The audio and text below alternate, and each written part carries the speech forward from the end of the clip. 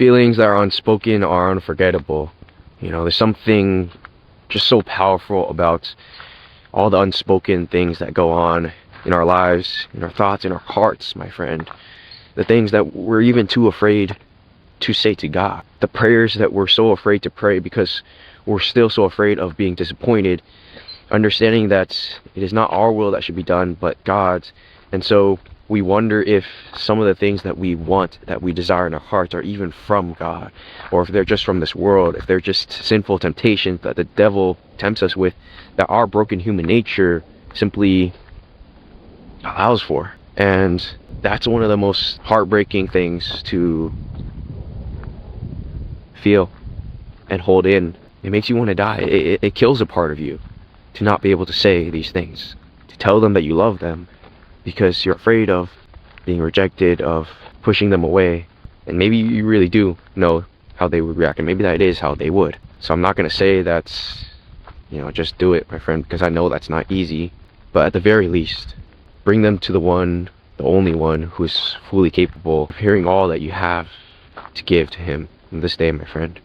Even if you're afraid of being disappointed by your own sinfulness and your own brokenness, the desires of your heart, my friend, you need to bring them to God, because that is a prayer too. Think about all the Psalms, all the prophets who lamented over the fact that, with the gift of prophecy will always come persecution. All the prophets, my friend, were persecuted. They died for their faith. They suffered greatly. But the words that we read in their sufferings are some of the most powerful prayers that we can all relate to.